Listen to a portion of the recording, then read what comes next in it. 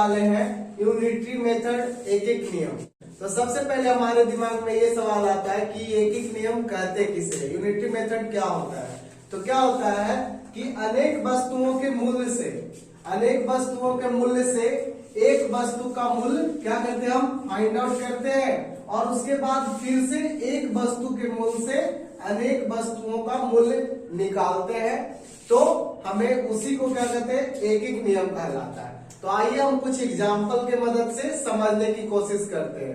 फिर से एक बार देख लेते हैं कि अनेक वस्तुओं के मूल्य से, वस्तु अनेक है और मूल्य से एक वस्तु का सबसे पहले हम मूल्य निकालते हैं, और फिर एक वस्तु के मूल्य से हम क्या करते हैं, अनेक वस्तु का मूल्य निकालते हैं। इसी विधि को, इसी प्रोसेस को क्या कहते हैं, एक एक नियम।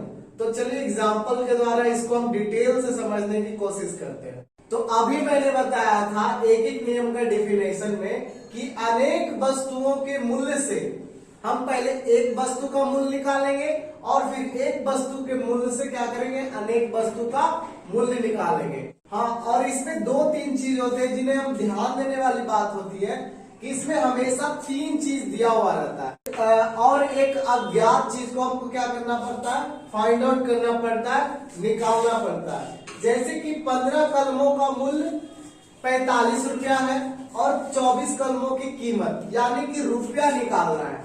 यानी कि 2 कलम साइड दिया हुआ और रुपया 2 साइड दिया हुआ, बट एक ही साइड आपका रुपया पता है और दूसरा साइड का नहीं पता है। तो सबसे पहले रूल ये होता है, और इसमें दो चीज और यूज करते हैं हम लोग, चूंकि और इसीलिए। इसका सिंबल ये होता है, आपके पास कॉपी पेन है तो आप लिख भी सकते हैं। और यहाँ पे ध्यान दीजिएगा, तो इसमें एक नियम होता है कि जो ज्ञात चीज है उसको हम पहले लिखते हैं और जो अज्ञात चीज है उसको बाद में लिखते हैं। तो अज्ञात चीज हमारा क्या है, रुपया। तो जो फर्स्ट स्टेटमेंट है, जो पहला स्टेटमेंट है, उसको लिखने का तरीका होता है कैसे। ये जो पहला स्टेटमेंट है हम चूंकि करके लिखते हैं कि चूंकि 15 कलमों का मूल्य 45 रुपया है। तो मैंने बताया था कि अनेक से पहले हम एक निकालेंगे, तो इसीलिए एक का निकालेंगे। एक कलम का मूल्य क्या होगा, 45/15 रुपीज। अब यहां ध्यान देने वाली बात है कि इस स्टेटमेंट को हम ऐसे भी लिख सकते थे ना कि 45 रुपया में 15 कलम मिलता है, लेकिन मैंने इसी तरीके से लिखा कि कलम को पहले लिखा और रुपया को बाद में। तो लिखने का कारण यह था कि हमें कलम का 2 साइड हमें ज्ञात है, मतलब कि फाइंड आउट क्या करना था, रुपया, कीमत। तो कीमत फाइंड आउट करना था, इसलिए हम बाद में लिखेंगे, दाईं ओर लिखेंगे, और जो ज्ञात चीजें होती हैं उन्हें हम बाईं ओर लिखते हैं। ठीक, तो हमने ऐसा किया। और जब हम एक कलम का मूल्य फाइंड आउट कर रहे होते हैं तो जो हमारा दाईं तरफ है उसे हम किस में लिखते हैं, अंश में, और जो बाईं तरफ है इसको आप लिख देते हैं बाईं और दाईं। ठीक, तो जो दाईं तरफ है उसको हम अंश पे लिखते हैं और बाईं तरफ वाला को हर में लिखता है। और आप कटता है तो काट भी सकते हैं। 15 3 होता है 45, यानी एक कलम का मूल्य आ गया हमारे पास 3 रुपीज। यानी कि अब निकालना क्या है, इसलिए 24 कलम का निकालना है। 24 कलमों का मूल्य क्या होगा, तो 45/15। अगर आप काटना है तो यहां भी काट के क्या कर सकते हैं, निकाल सकते हैं। नहीं तो आप सीधा क्या करेंगे, 24 × 3 कर देंगे। नहीं तो आप यहां भी कर सकते हैं 24 को मल्टीप्लाई, कोई दिक्कत नहीं होगा। आप वही कर सकते थे, 15 3 45। तो 24 3 क्या हो जाएगा, 72 रुपीज। यानी कि हमारा जो आंसर आ गया वो कितना आ गया, 72 रुपया। 24 कलमों का कीमत कितना हो जाएगा, 72 रुपया। अब इससे रिलेटेड एक और क्वेश्चन देते हैं जिसमें आप इसको और अच्छे तरीके से समझ सकते। तो देखिए क्वेश्चन नंबर 2 हमारे पास ये है कि एक दुकानदार 345 रुपया में 30 मीटर कपड़ा खरीदता है, तो 16 मीटर कपड़ा का मूल्य क्या होगा। तो यहाँ पे क्या फाइंड आउट हमें करना है, मूल्य फाइंड आउट करना है, और यहाँ पे कपड़े की लंबाई दिया हुआ है, मूल्य फाइंड आउट करना है। तो देखिए ये सेंटेंस कैसे भी लिखा हो, हमें अपने तरीके से जो मैंने रूल बताया उस रूल के अनुसार ही हम क्या करेंगे, लिखेंगे, तब हमारा आंसर सही आएगा। तो क्या करेंगे, चूंकि सबसे पहले लिखते हैं और सबसे पहले जो हमारा फर्स्ट स्टेटमेंट होता है उसको लिखने की कोशिश करते हैं। तो उसको भी लिखने का तरीका मैंने बताया कि जो हमें दिया हुआ रहता है उसे क्या लिखेंगे, लेफ्ट साइड में बाई तरफ, और जो हमें फाइंड आउट करना होता है उसे हम लिखेंगे दाईं तरफ। अब हमें फाइंड आउट करना है मूल्य, तो हम इस तरीके से नहीं लिखेंगे कि 345 रुपया में 30 मीटर कपड़ा देता है। हम क्या करेंगे, लिखेंगे 30 मीटर कपड़ा का मूल्य 345 रुपया, क्योंकि मूल्य ज्ञात करना था इसलिए मूल्य को उस साइड लिखेंगे। तो क्या करेंगे, लिखेंगे 30 मीटर कपड़े का मूल्य क्या हो जाएगा, 345 रुपया। तो पहले हम एक एक नियम की डेफिनेशन के अनुसार पहले हम एक का निकालते हैं। तो 1 मीटर का कितना हो जाएगा, 345 बटे 30 रुपया। अब हम क्या करेंगे, 16 मीटर कपड़ा का मूल्य निकालना है, तो लिख देंगे। तो इसीलिए 16 मीटर कपड़ा का मूल्य क्या हो जाएगा, 345 बाई 30 मल्टीप्लाई 16। तो हम इसे क्या करेंगे, सॉल्व करेंगे। तो 15 2 जा 30, 18 2 जा क्या हो जाएगा 16, और 15 से कट जाएगा 15 2 जा 30 और 15 3 जा 45, यानी 23 मल्टीप्लाई क्या हो जाएगा 8, तो आ जाएगा 184, इतना रुपया आ जाएगा। तो हमारा जो आंसर आ गया वो क्या आ गया, 184 रुपया। तो आई होप बहुत अच्छे से समझ में आ गया होगा, कहीं भी कोई कंफ्यूजन नहीं। क्वेश्चन नंबर 3 हमारे पास इस तरीके से है कि 25 कलमों का मूल्य 75 रुपया हो तो 60 रुपया में कितना कलम मिलेगा, ठीक ना। तो हम इसको किस तरीके से बनाएंगे, तो पहले तो चूंकि ही लिखते हैं कि कलम फाइंड आउट करना है कि कितना कलम आएगा। तो यहाँ पे हम लिखेंगे कैसे, इस तरीके से पहला स्टेटमेंट लिखा जाता है, आप लोग को बता चुके हैं पहले भी। तो 25 कलमों का मूल्य 75 रुपया ना लिख करके उल्टा लिखना पड़ेगा, क्यों, क्योंकि हमें जो फाइंड आउट करना होता है उसको हम बाद में लिखते हैं, शुरू में ही बताया मैंने। तो यहाँ पे 25 कलम को पहले नहीं लिख सकते क्योंकि कलम को ही फाइंड आउट करना है। तो हम किस तरीके से लिखेंगे कि 75 रुपया में 25 कलम मिलता है।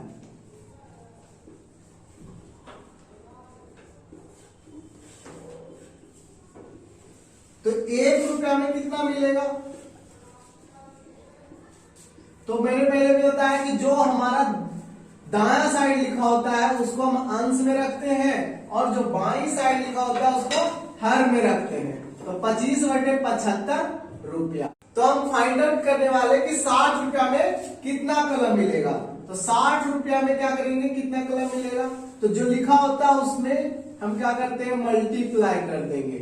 आपको हल करने आता होगा सॉल्यूशन, 25 या 75 और 20 बार में कट जाएगा, यानी हमें कितना कलम मिल जाएगा, 20 कलम मिल जाएगा।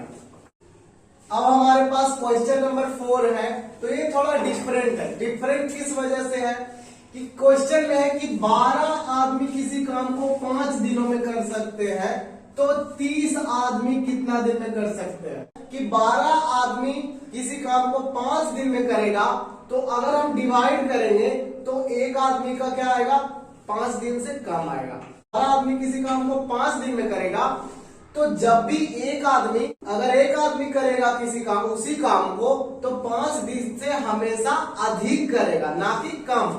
तो उस परिस्थिति में हम क्या करते हैं, मल्टीप्लाई करते हैं, ना कि डिवाइड करते हैं। कैसे देखते हैं, क्या करते हैं, तो सबसे पहले तो जो स्टेटमेंट होता है वो उसको लिखते हैं। लिखने का तरीका हम बता चुके हैं कि जिसको फाइंड आउट करना होता है उसे दाईं तरफ लिखते हैं, और जो हमें दिया हुआ रहता है उसको बाईं तरफ लिखते हैं। अब चूंकि दिन फाइंड आउट करना है तो दिन को हम लास्ट में लिखेंगे। कहने का मतलब कि इस तरीके से कि 12 आदमी किसी काम को 5 दिन में करेंगे, ठीक, 5 दिनों में करेंगे। तो इसीलिए पहले तो हम 1 का फाइंड आउट करते हैं। प्रॉब्लम यहीं पे आता है कि एक आदमी जब भी करेगा उसी काम को, तो कभी भी अगर हम डिवाइड करते हैं, अगर हम डिवाइड करेंगे 12/5 तो कितना आएगा, तकरीबन 5 2 10 4 इतना दिन, 2.4 दिन। तो क्या ये पॉसिबल है कि कोई भी आदमी, एक आदमी 12 आदमी मिलकर के 5 दिन में करेगा और एक आदमी उसी काम को कभी भी 2 दिन में कर पाएगा? नहीं। तो तब हम इस परिस्थिति में क्या करते हैं, यहाँ पे डिवाइड ना करके हम क्या करते हैं, मल्टीप्लाई कर देते हैं। तो मल्टीप्लाई किस तरीके से करेंगे कि जो हमारा दिया हुआ है साइड बाय साइड, उससे हम सीधा क्या कर देंगे, गुना कर देंगे। यानी कि एक आदमी कितने दिन में करेगा, 12 × 5 = 60 दिन में। तो खैर हम अभी मल्टीप्लाई नहीं करते। और जो लास्ट वाला है 30 आदमी उसी काम को कितने दिन में करेंगे, तो 30 आदमी क्या करेगा। तो अब हम क्या करते थे कि लास्ट में मल्टीप्लाई करते थे, बट इस केस में क्या करते हैं, यहाँ पे डिवाइड करना था तो मल्टीप्लाई करते थे, और यहाँ पे लास्ट में हम लोग क्या करते थे, मल्टीप्लाई। तो इसमें क्या करेंगे, डिवाइड कर देंगे। तो डिवाइड कर दीजिए। अब 5 6 जा 30, अब 6 2 जा 12, यानी कि कितना दिन में कर देंगे, 30 आदमी मिलकर के 2 दिन। तो ये आपका आंसर हो गया। तो इसी तरीके से एक और क्वेश्चन हम डील कर लें। तो हमारा क्वेश्चन नंबर 5 है कि एक बस 2 घंटे में 60 मीटर चलती है, 60 किलोमीटर चलती है, तो 30 मिनट में कितने दूरी तय करेगी। तो यहाँ पे देखने वाली चीज ये है कि यहाँ पे सेम आप बोलिएगा कि यहाँ 2 घंटा या मिनट है, तो आप सिंपली क्या कर सकते हैं, इस घंटे को मिनट में हम चेंज कर सकते हैं। आपको आता होगा 1 घंटा में टोटल कितना मिनट होता है, 60 मिनट। तो 2 घंटा में कितना हो जाएगा, 120 मिनट, 120 मिनट हो जाएगा। तो सबसे पहले हम क्या करते हैं, जो स्टेटमेंट फर्स्ट स्टेटमेंट दिया रहता है उसको लिखते हैं। तो लिखेंगे चूंकि करके, तो चूंकि अब पहले बता चुके हैं, फिर से बता रहे हैं कि दूरी तय करना है, तो दूरी को हम लास्ट में लिखेंगे। तो अगर हम इसको 2 घंटा लिखते हैं, तो चूंकि यहाँ मिनट में है क्वेश्चन दिया हुआ, तो हम इसको भी क्या कर देंगे, कन्वर्ट मिनट में कर सकते हैं। आपको आता होगा 2 घंटा को मिनट में करना है कन्वर्ट। इसको अगर हम मिनट में कन्वर्ट करना चाहते हैं तो लिखेंगे चूंकि 1 घंटा बराबर होता है 60 मिनट, तो इसीलिए 2 घंटा बराबर क्या हो जाएगा, 2 × 60 मिनट, यानी 120 मिनट।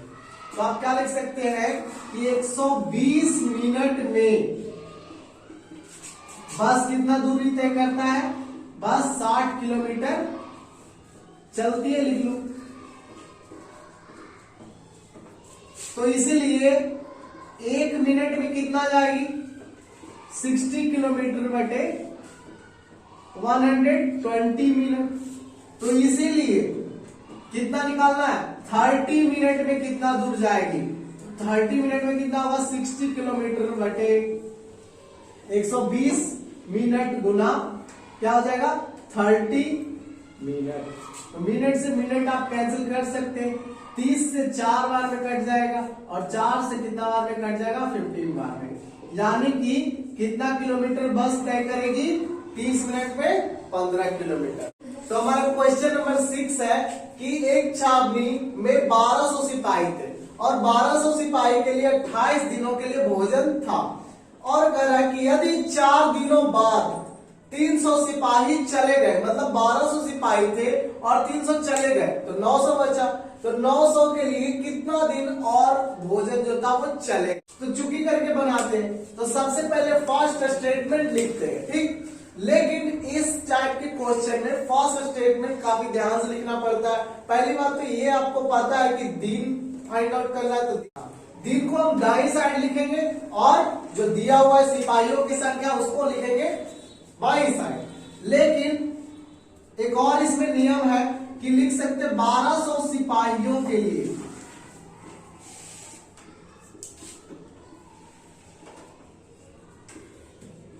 यहाँ पे 28 दिनों के लिए भोजन नहीं लिखेंगे। क्यों नहीं लिखेंगे? क्योंकि 1200 सिपाही 4 दिन भोजन कर चुका था। 1200 सिपाही 4 दिन भोजन कर चुका था, उसके बाद 300 सिपाही गया था।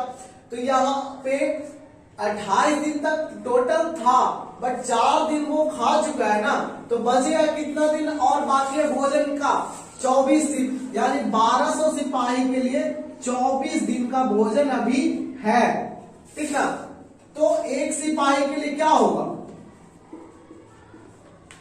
एक सिपाही के लिए जाहिर सी बात हम डिवाइड नहीं करेंगे, क्या करेंगे? मल्टीप्लाई करेंगे। इस टाइप का एक और क्वेश्चन हम बता चुके, इतना दिन वो कर सकता है भोजन, लेकिन एक दिन का तो निकाला नहीं है। बोल रहा है कि 300 सिपाही बाहर चला गया, टोटल था 1200, अब 300 चला गया तो बचा 900 सिपाही। कितना बचा? 900 सिपाही। इसीलिए 900 सिपाही कितना दिन में भोजन को खत्म करेगा, यही बोल रहा है। तो 900 सिपाही कितना दिन में करेगा? हम वो करते थे, यहाँ पे मल्टीप्लाई करते थे, बट इसमें उल्टा होता है। पहले यहाँ पे जहां डिवाइड करते थे वहां मल्टीप्लाई करेंगे, जहां पे मल्टीप्लाई करते थे वहां पे डिवाइड करते हैं। आपको डिवाइड मल्टीप्लाई सब करने आता होगा। 20 से 20 खत्म, 4 3 जा 12, 3 3 जा 9, 3 8 जा 24, यानी कितना हो गया? 4 8 जा कितना हो जाएगा? 32 डेज। यानी कि ये 900 सिपाही कितना दिन तक भोजन और चलेगा? 32 दिन तक।